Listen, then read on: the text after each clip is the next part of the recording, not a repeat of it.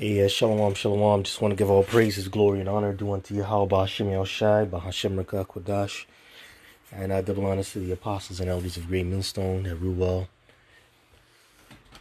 and that do teach well. Peace and salutations unto the hopeful elect, and much love unto the Akim that's out there pushing this truth in sincerity and not for vain glory. Yeah, so just watching this channel here, Lockdown 23 and 1, and it's a guy who it's a former prison inmate who created a channel that is dedicated to helping former inmates cope with day-to-day life. And he interviews gangbangers, he interviews people who are in the dope game, people basically who've been caught up into a lot of crimes that have put them into jail, right? And he just gets different testimonies from these different former inmates who experienced a lot of hell, right? And the majority of the people that come on here are people. You have a lot of Jakes. You have a lot of Judites. You have a lot of Issacharites that come on and give their testimony. And some famous people, or like hood legends, they come on his channel and they get interviewed by him, right? But this one, it kind of stood out to me a bit more on what Demel Hanna is saying here. He's explaining how the Chicago streets work and how very messed up it is. It's like basically the game GTA, and he's telling you can't just stay in one location, man. You got to keep it moving. If you're out and about moving, you just got to do what you got to do and keep it moving, man, because you don't want to stay in one area for too long, or you might become a victim. You might become that guy outlined in chalk laying on the floor, due to all the gang activity over there. It's very serious on how he explains the life in Chicago. It's no joke. It's no joke. It's not a game, right? And it kind of made me think of Psalms 23. This is the shadow of death. And really, this truth, it's a godsend onto us. And, it's a godsend because this is one of the dark, our people are pretty much in darkness, and they don't know why they're caught up in the situations that they're in. And it's only through the spirit and power of Yahweh Ba'ashem Yahushai that we're able to come out of this darkness and get this truth and understanding to who he is and to who we are as a people. That was done by a divine hand. And this makes me really, really understand that even more. This truth is a godsend, and really Yahweh Ba'ashem Yahushai is the only one that can disclose the secrets out of darkness to man, because man can't figure it out on its own, man. You need Yahweh Ba'ashem Yahushai. You need Yahweh Ba'ashem Yahushai. Now I'm going to play this, and I just want you to hear this part, and then I'm going to hit some precepts. Gotta do everything right, man. When he reached, he said he was going to the glove compartment, but he reached in the console. When I So sorry, because you may not know what he's getting into, but he's just going into situations on what so-called black men, Latino, and Native American men face every day, and females, what they face every day when they get pulled over by the cops, especially if you're in a bad neighborhood and you're innocent. And he's basically saying that, in our situation, Jake is always trying to do the right thing in terms of following the cops' orders, because one slip up, you could die within an instant, man. Like one mistake, and what flashes in your mind when let's just say you because he brings up a scenario. Let's just say the cop comes to your window and you're gonna get your license, but your license, which is in your wallet, drops on the side of your door. Now you have a lot of things thinking through your mind. This guy could fucking shoot me, and he's gonna shoot me just because I'm getting my wallet. You know, out of all the things I've been through in my life, I'm going to die like this. You know, those are the things that an Israelite man thinks about when he encounters the police. When he encounters the police out here, man. Because the cop could be having a bad day. He could be tipsy, he could be drunk. And then he already has his hand on the gun. And he could just want to kill you. You know, that's like a free kill to him. And you know, you're the prey out here, man. You're the prey.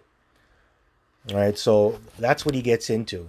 So I just thought I'd mention that before I play the video so you're not lost. All right, so here we go. Walked up to the car. You know, the music was just too damn loud. I couldn't hear him. And his arms was flared. It's something. It always something. You know, and as black men, I'm telling you, you try to do every damn thing right to get back home. I promise you. I done been in the car. Man, my first interaction with the police, I promise you, I was out like a month. They pulled me over. I didn't know my lights weren't on. My lights weren't on. They pulled me over, and I dropped my license. I'm tweaking. Like, should I pick this shit up? Man, listen. But look, only thing I'm thinking about is, and you for the die, reaching for your license. That's crazy, isn't it? You done been through all this in your life. Prison, been shot at, shot. You know, to watch people get shot, killed. You about to, you ain't gonna even see who's shooting you, man. All this is going through my head, right? So then he like, what are you doing? I'm like, hey, man, I dropped my license. He like, leave it. Turn your lights on. And he could have been a killer that night. He could have said, this is a free kill for me. This a free kill. I don't know him. He don't know me. But he didn't. So those, I guess, are the good cops. Yeah, and that's what I believe it is. Those are really. I don't know who he is. But what if that cop had a little bourbon on him that night? They stopped at the lounge. Or just was a scary ass fool. You know what I mean? He had a couple shots of bourbon, and I'm reaching down there for my license. And I'm saying I'm reaching, and he just here reaching. Because a lot of them get out the car already with their hand on the gun, man. I mean, when they get out the car, they got the gun out. Yeah. The majority of times. In Roseland, Inglewood, Austin, you know what I'm saying? Straight up, you know what I mean? They got the gun out, man. They ain't playing no games, man. Yeah. You know what I mean? They rolling up on you low end, man. You know them hot stones. Especially at nighttime, man. You know they got the gun out, man. They got the gun out. So, you know, I don't know who that person was. He don't know who I was. But what if that was the wrong cop and he did, you know, something to me, harm me in a way? What the story would have been? Man, fresh out. Because they would have looked at my ID. Now, what if they would have looked at my ID and seen that I was on parole for murder? Oh. He blew my damn brains out. No, definitely a freebie. Oh, yeah, that's a freebie. Freebie. You know they go dress that up real nice. They ain't even got to work hard to dress that up. They ain't got to do nothing. But oh yeah, the shadow of death, man, and that's the reality that you Israelites face on a day-to-day, and it's worse when you're wicked. Now, if you're a man of the Lord, this won't happen to you, or you know what, you may be put in some situation like this, but you still have to think, and that's why King David. Let me get the precept here.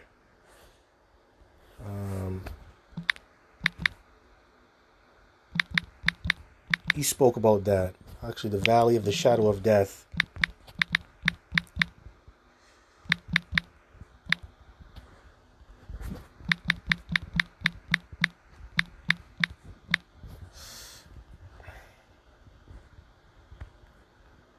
All right, and this is a psalm of David, King David, right? So this is Psalms chapter 23, verse 4. Yea, though I walk through the valley of the shadow of death, I will fear no evil, for thou art with me.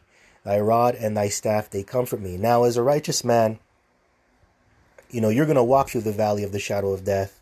And we live in that great big valley, which is North America, America today, man. And it is a big valley of death. And death is going to follow you wherever you go. And it comes in the forms of many different things, man. Like these diseases that you have to put up with and battle. Bodily ailments. The other nations, primarily Esau, this damn devil. He's our number one enemy. Pursuing to Psalms, the 83rd chapter. He's done a lot of heavy afflictions onto us, man. To every single tribe in the nation of Israel, he's done harm to. You have the elements, everything. The poisonous food you ingest, right? The philosophies that are out here, it's all death. So, but King David, what did he say? Yea, though I walk through the valley of the shadow of death. And you will walk through the valley of the shadow of death. You're going to see people die. You're going to see people lose their minds. A lot of things you're going to think about because you're in these bodies. You're in the flesh. You're going to think, is this my day to go? Am I going to die like this? And sometimes you think, as a man of the Lord, I don't want to die an embarrassing death. You're walking this faith too. It's not a sure thing, man. And you don't know if you're a part of the elect. All right. But anyway, here's the comfort. It says, I will fear no evil. That's right. So you're not going to fear bad times. And guess what? Yahweh Bashem Yoshai, he didn't give us the spirit of fear. So you shouldn't be afraid. Especially if you're doing the right thing. You got to walk in faith. And you got to trust that the Lord is going to be there for you. And that's why we're brought into this place, man, which is Babylon. We weren't brought over here to have a good time. We're brought over here to serve punishment.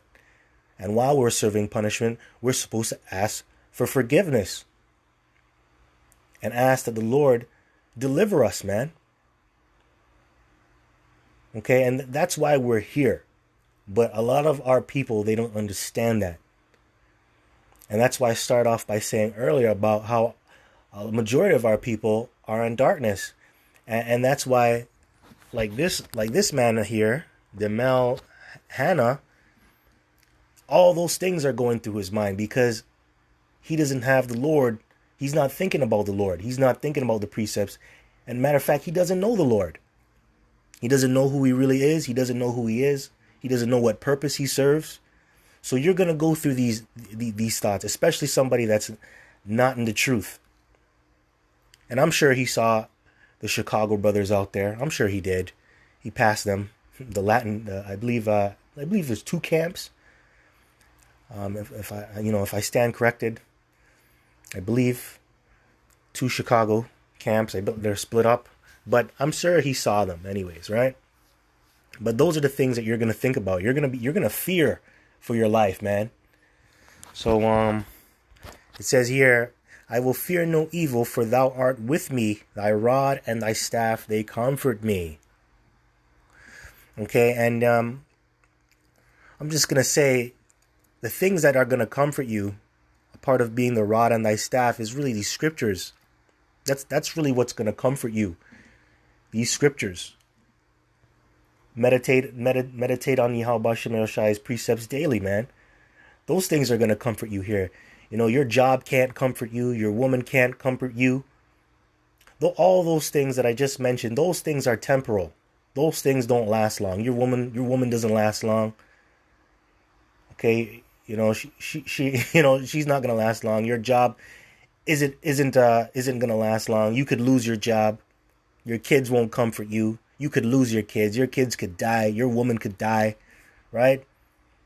So the only thing that you have to comfort you in this life is Yahweh Shem Yoshai. And that comfort of Yahweh Shem Yoshai will always be there and will never go away. It will never go away. So that's what you have to rely on. That's what you have to rely on, man. The whole chapter is good. But I want to bring out Job 23. Let's get Job 23. No, 12 and 20, 12 and 22, I believe. Yeah, 12 and 22. That's what I want to get at. It says, he discovereth deep things out of darkness and bringeth out to light the shadow of death. And, this means, the deep things out of darkness are really like dark sayings and things that man alone can't understand with their own wisdom.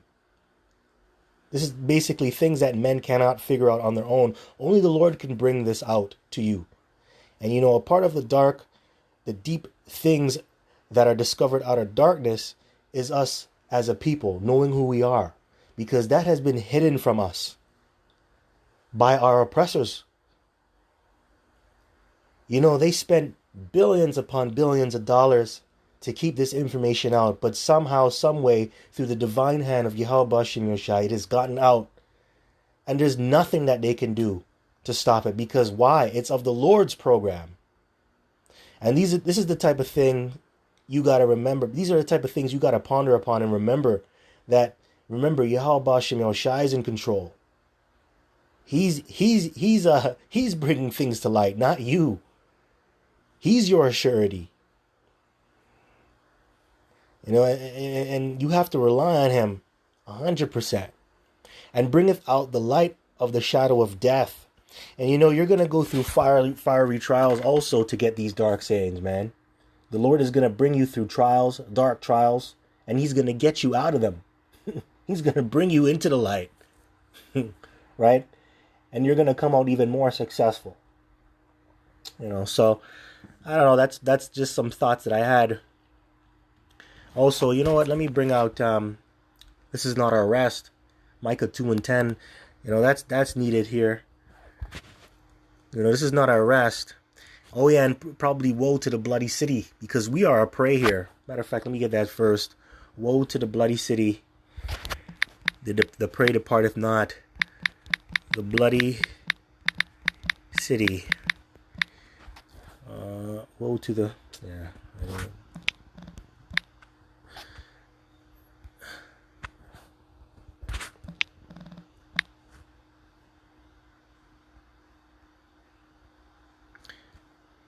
Okay.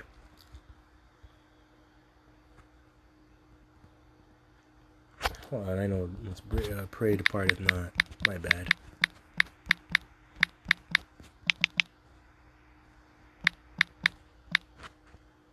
Yeah, here it is. Nahum 3 and 1. So it says, woe to the bloody city. It is all full of lies and robbery. The prey departeth not. The noise of a whip and the noise of the rattling of the wheels and of the prancing horses and of the jumping chariots. Now, that incident that he talked about, the police, go into the history of the police. Before the police, you had the slave patrol. And that's the modern day slave patrol is the police force, the boys in blue. And they call it the paddy wagon. And that's what they used to throw slaves in. And right now, since when you Jakes got your so-called freedom, they can no longer throw you in the paddy wagon like that. But now these cops and these elites, they're upset. So what do now? They shoot you down in the streets. To the point it's gotten worse. It's gotten worse, and nothing has really changed. It's the same thing. It's just that you Jakes now, you think you're free. And that's the worst thing, when somebody thinks they're free. When they're really not. But it says, woe to the bloody city. So destruction is going to come to this place because of how you were treated and how the Lord was defamed on this land. Right? So this place is going to be destroyed for all its blood. Remember, they crucified our Lord a second time by how they defame his name and they slander him. And they put a false image up of him. And how they have treated us. They have shedded the innocent blood of you Israelites. All the tribes, man. It is all full of lies and robbery. Yeah, it's all full of lies. And they'll tell you that you're the problem. They'll tell you that you did this to yourself. Which, in a way, it is true. But that doesn't justify how you forwarded the affliction. Because we were supposed to serve out our punishment here. But you forwarded it, man. You put certain laws up to entrap Israelites, man. Yeah, you have something called entrapment, man. You have Jim Crow laws. You have the Indian Act, the BNA Act, and all these other demonic amendments, man. Laws and amendments and legislations.